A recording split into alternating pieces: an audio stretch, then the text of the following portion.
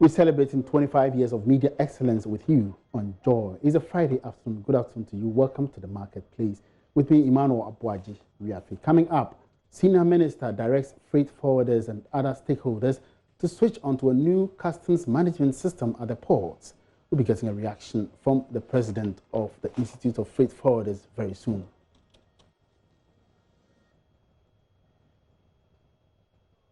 And also coming up, health officials from Nigeria say the country has recorded the first case of deadly coronavirus, but health officials at Aplau say they are prepared to prevent the situation from entering Ghana. Still on the outbreak, it is impacting negatively on mobile phone business within the Ashanti region. We'll be telling you more about this also shortly. These are headlines for the day, but of course we have other stories coming up, or in this package, the marketplace. Don't worry.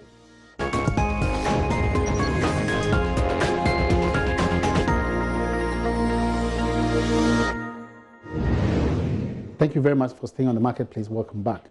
Now, health officials in Nigeria have confirmed the country has recorded its first case of the deadly coronavirus. The Federal Ministry of Health, in a Twitter post, said the case was recorded in the commercial capital, Lagos. It is also the first case to be confirmed in West Africa since the outbreak in China in December 2019. But how prepared are our inland border posts to protect us from the deadly COVID-19 virus? Freddy, who was at the Aplau Togo border last week and has come through with this report. Travelers troop in from neighboring countries, including Togo, Nigeria, and Benin, on a daily basis. Health professionals at the arrival hall were spotted with their protective equipment while subjecting travelers through screening with a computer and temperature guns from a distance. The health officer in charge of Port Health Services, Frank Sai, tells me they are leaving no stone unturned. Because we cannot point the camera directly outside because of the heat. So it's directed towards the radiation section. So that because it takes the temperature. The temperature is on the screen. So that if the temperature is above 37.5, it peaks. This is showing that the temperature is high. That's what we treat the expected traveler. And when they come, they go through hand washing. We have the washing bay there. From there, they come to our table here and see the head correctly. Now, every traveler, all of them, are made to pay the head declaration form. So that we are making sure that we don't leave any stone unturned. Make sure all the travelers go through a nursing procedure to enable them to cross so that we won't have any case of the disease. Africa's most populous nation, Nigeria, has become the first country in West Africa to confirm presence of the disease. This means the COVID-19 coronavirus is now closer to Ghana than ever before. A check from the Aplau Municipal Hospital, the major health post designated to handle cases of the virus, is still under renovation. Foreigners who are suspected to be carriers of the virus are subjected through rigorous procedures. This, the foreign travelers say, are too bureaucratic and cumbersome. At the airport, we fill the same form, and then entering into Togo, we have to fill the same form, and coming back, we are filling another form. So we are thinking like too much of filling of forms, because we just entered Togo yesterday and today. If there is a way of screening to know whether we can, it's a way of screening so that we don't go through these processes at every border, it will be fine with us.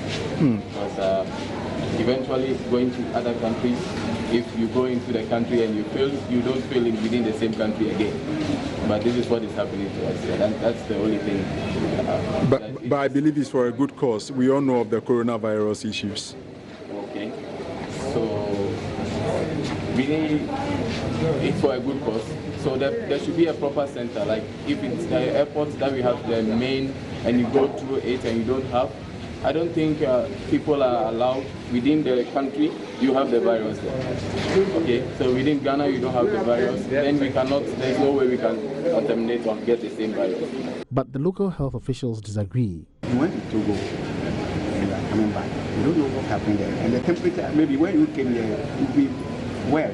But when you were there, something like that happened. So when you are coming in again and it's killing, I don't think it's something bad. It is the right direction.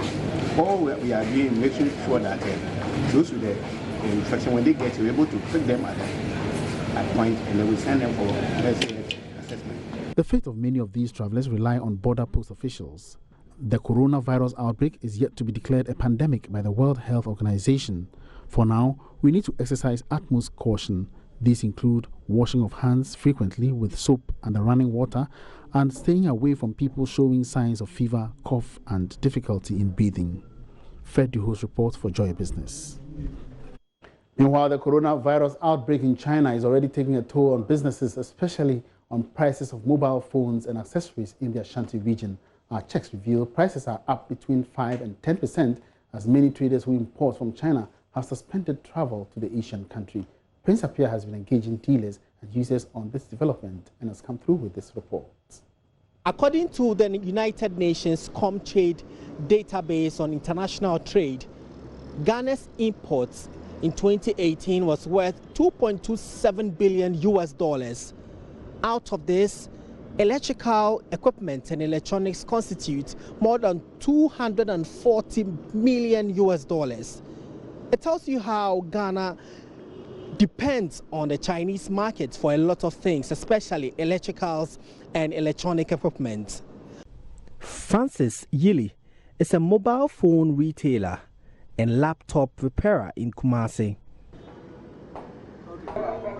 So I came here to get a phone screen, my A7 Samsung phone. It got cracked a few days ago, and I'm told that they've run out of stock.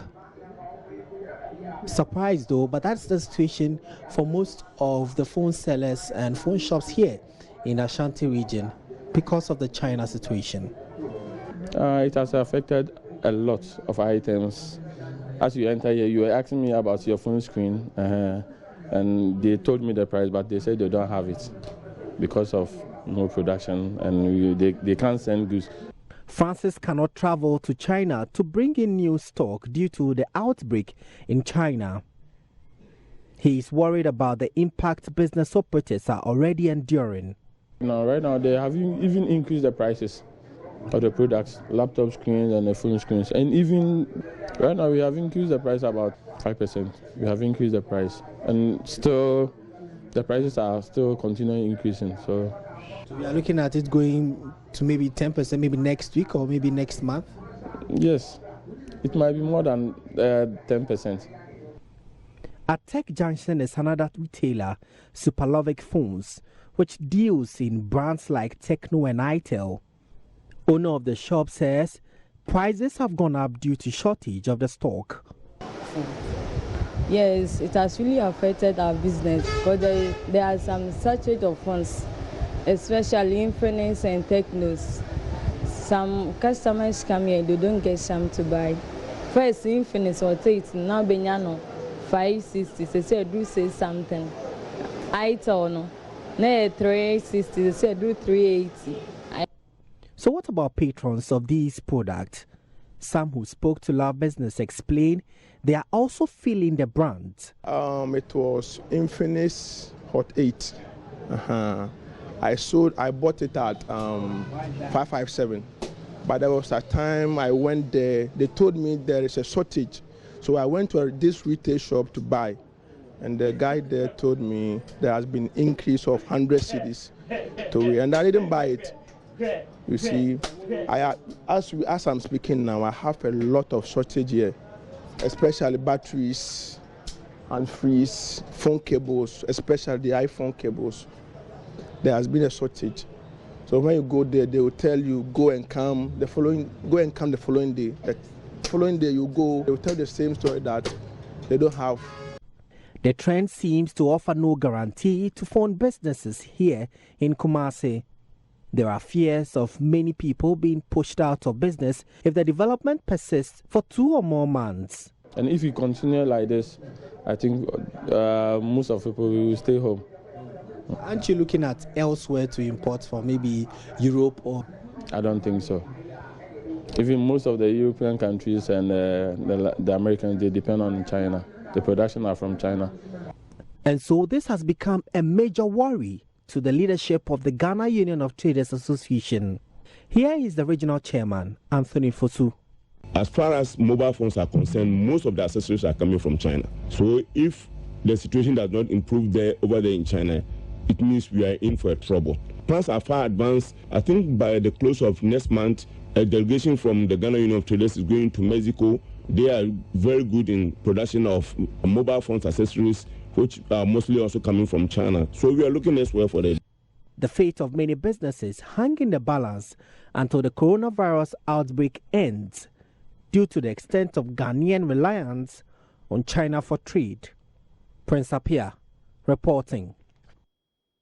And in another development, some imports from China have been hit by delays and disruptions due to the current lockdown of parts of that country in the wake of the outbreak of that virus. According to President of the Ghana Institute of Freight Forwarders, Edward Akron, some trade documents belonging to several importers have been locked up in China and most offices remain closed. Here's more in the following report by Sheila Tamaklu. Following the outbreak of the deadly coronavirus, shipping companies that carry goods from China to the rest of the world reduced their schedules as part of measures to stop the spread of the virus. Similarly, lots of businesses closed down as China tried to contain the level of the epidemic. With China being Ghana's largest trade partner, concerns were raised with regards to the impact of the lockdown on trade activity. In an interview with Joy Business, President of the Ghana Institute of Freight Forwarders, Edward Akron, confirmed several importers had their bills of lading locked in China, thereby disrupting import activity. Talking to our members, we realize a lot of them have clients whose bills of lading are locked up. Okay? And so I think the certainty is not there as to when this is going to change. So it's having a great impact, on imports. I must confess. In fact, if you go even way down to, this courier services. I tried something online because I wanted to find out for myself. And then you'd realize that even the courier timetables, when you're thinking of maybe most of these things coming by air, then you'll begin to have this because you look at it and the delivery times for very little, items. It's going anything between 37 to 57 days. And then that is what averred my mind to the fact that, this thing has taken a real, bad hit. So across board, it has had some serious impact on trade. So it is quite evident that the outbreak of the coronavirus in China is having long-reaching effects on various sectors of the economy and industries. And in this case, the shipping industry is feeling the pinch. With bilateral trade volumes between China and Ghana hitting some $7.25 billion, Mr. Akron highlighted there will be long-term effects. He, however, noted the traders will work on exploring new markets for their goods. Because there were already things on the high seas already coming in. So if you're looking at when this thing actually broke out or becoming maybe a serious matter, where people now cannot go out to do all the import, the traders themselves cannot travel to make orders. Okay, even if you're doing it online is another matter because out there also, people we know the factories are closed down, they can't. So that is where therein lies the problem. But I'm saying the effect will be felt in just a little, maybe a month or two, where then nothing has come from that end, then we'll feel it. But like I'm saying, on the other hand, traders are traders. They would always find alternates. As to how it would affect pricing is another matter. Because for Joy Business, Sheila Tamaklu reporting.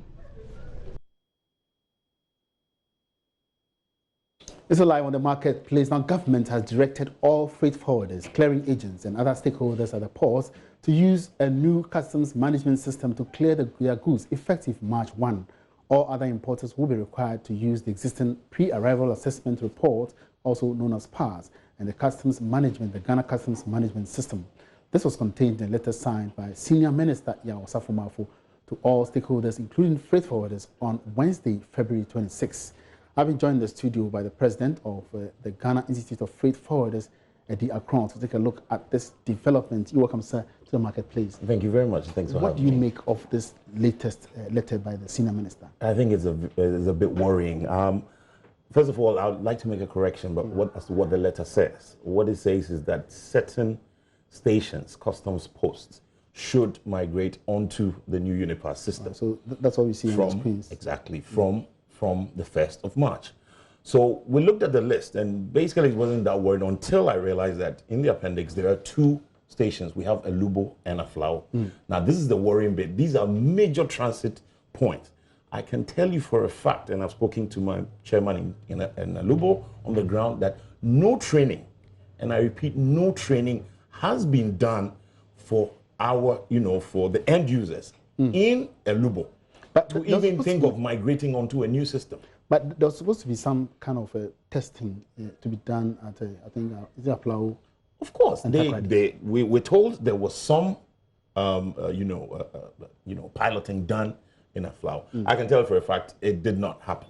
Okay, Takrady, same thing last week. Our guys have reported back to us. This did not happen. Elubo, the last time they were in Elubo was October 30th, and we have the minutes of that meeting, to confirm. So no training has been done. How are you going to migrate onto the system? The fear also is that if this instruction is coming from the senior minister, what is Customs going to do? Are they going to shut down the GCNet system? We already have declarations in the system, mind you. So what are they going to do? Migrate it onto the other system, or what is going to happen? But from what we understand, it's basically the same. There's no difference. So do you think it's still going to pose a problem if we have similar systems? Of course it's going to pose a problem. This is technology. If we are migrating onto your system, we migrate onto your system. There's nothing like a midway, okay? Or some kind of connection between the two. So if you ask this one to stop and shut down, then we are migrating onto this one. So what happens? Is Customs going to shut down? It's going to be chaotic. These are two major transit points that we have. You have goods running in all across West Africa, so coming through Aflau to Elubo and vice versa, okay? And these are major transit points. It is a bit chaotic, and we plead with them to just tarry a while, because trust me, all this in the letter, I mean, asking our members to, going for their codes, and they would have no clue as to where to go. Does it mean that you've not been trained or given any form of orientation in any way to this effect? 2 weeks ago, 3 weeks ago, we actually wrote to the Commissioner of Customs to seek audience with him, with the nature of, the training facilitation that was being done, because we had worries with it. We had been there, done that before, so the quality assurance was there, and we needed, so we can do the comparative analysis. So we were worried about what was happening. So we actually wrote to them, let's sit down and figure out. So we sat with the Deputy Minister for Finance, and then actually proffered a whole lot of solutions if they want this to go smoothly.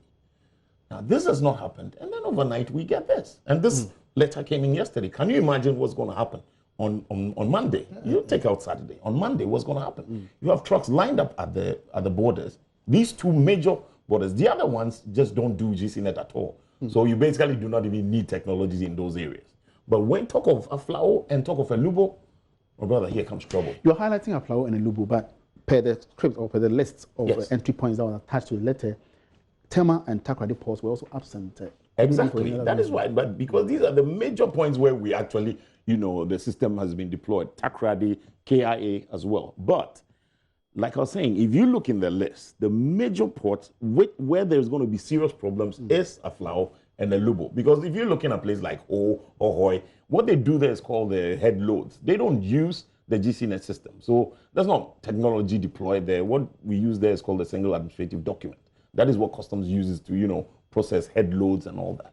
That's not, the base. But to touch Aflau and Elubo right now. All right, so the letter is also saying that importers should now be using the pre-arrival assessment system, also known as the PASS. They're not saying, it's not saying they should use it. That is what we're using now. Okay. We're using the pre-arrival, assessment and reporting system and the GCNet system. That is what, is intertwined, becomes, what we see now as a single window. So that is what is in place now. But they're saying that if you look in the letter, the Appendix 1, which tells you the stations which are being told to migrate onto, the Unipass system. These, they're telling those who are in those stations should migrate on, then the others should continue to use the PASS and the, and the GCNet system assistance. So as it is now, what are you telling your members? I've actually been in touch with my chairman at both, and there's a lot of trepidation. You know what I mean? Because they're at a loss as to what to do, and there are 1,000 questions flowing in. So we're trying to call an emergency meeting, get back to the senior minister and say, hey, if they're going to hold their horses, they would have to necessarily do so now, because trust me, by Monday, if they insist on this and Customs shuts down the GCNet system, it's pure chaos. Are you not taking an entrenched position, especially when, what is the difference between the major difference between the Unipass and the existing talk system? about entrenched.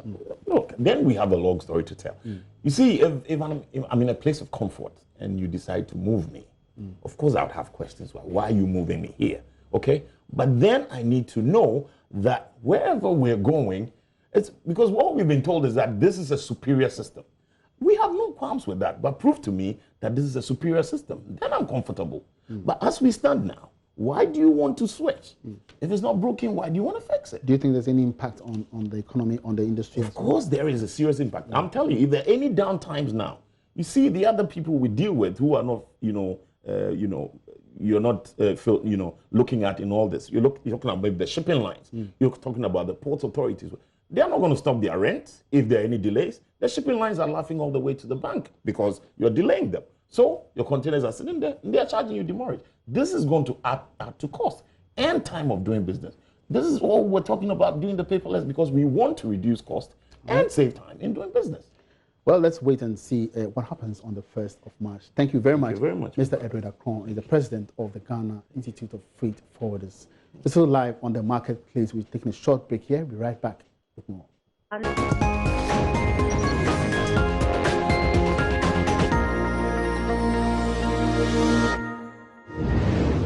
Welcome back. Now, the Institute of Chartered Accountants Ghana is working to take action against firms that worked on some defunct financial institutions. The investigation is looking at establishing the various roles played in collapsing these institutions for the necessary actions to be taken. Eric Nananipa is the receiver for the liquidation of these institutions. He spoke on the business edition of PM Express. Not giving up. Okay, which brings me to the third thing we are doing. What we are doing is to bring in the law enforcement agencies.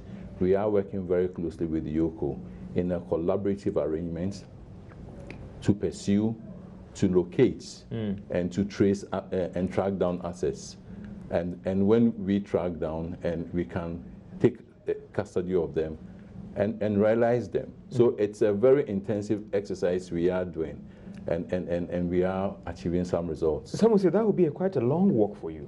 It is a long walk. That is how come it wasn't going to be possible for us to pay the depositors at this time, because it would have been, and it still is, a very long walk for us. But don't you think that some will also say there could be an excuse for the receiver in the sense of their delays in realizing the assets then? Because if you say that you couldn't realize all the assets to pay depositors, maybe a little different approach could have gotten you the money. Not necessarily that, because it isn't the receiver alone working in this instance. We have the full might and support of YOCO. All right, and what it is what it is. All right, we have been able to recover and retrieve some of the assets, and indeed we. And here we end the marketplace for today. Many thanks for your company throughout the week. My name is Emmanuel Boaji. For more business news, log on to myjoyonline.com/business. Have a great weekend.